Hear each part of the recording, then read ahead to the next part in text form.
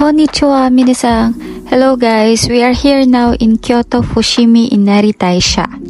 So, itong Fushimi Inari Taisha is a shrine na officially designated one of the Kanpei Taisha.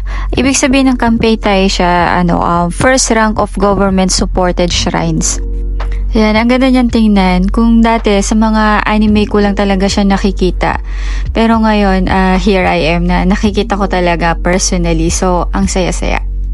Dati talaga nakikita ko lang siya sa mga anime like sa Naruto.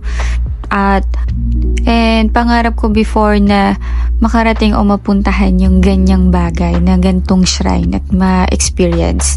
And di ko ine-expect na makakapunta ako dito at talagang makikita ko siya. So, super ganda niya talaga. So, ito naman yung tinatawag nilang Senbon Torii. So, meaning niya, it is rows of Torii gates.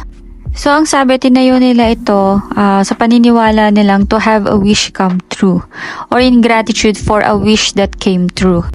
And according to them, there are 800 Torii gates. Wow, ang dami. And there is also a Torii path across the mountain from the side.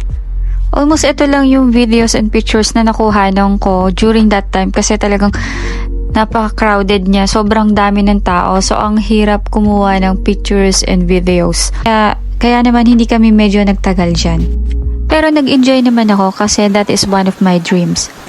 Let's visit naman the Arashiyama Bamboo Grove or Arashiyama Bamboo Forest. So this is the one of Kyoto's most popular sightseeing districts. So here we are and there's thousands of tall bamboo plants. Grabe, sobrang dami pero napaka-peaceful talaga. Tapos talagang nature na nature yung maririnig nyo. And this is also one of Japan's most incredible sights. So kung gusto nyo ng less crowded place, pwede kayo dito pumunta at talagang konti lang yung tao dito at medyo pero dahil late na kami nakarating, medyo nakakatakot na pagkagantong padilim na. Ang ganda naman niya at nag-enjoy talaga ako kasi first time ko rin ma-experience na punong-puno sa paligid ko ng mga bamboo plants. And this is also forming the famous bamboo alley. And this is the end. Thank you for watching. See you on my next video.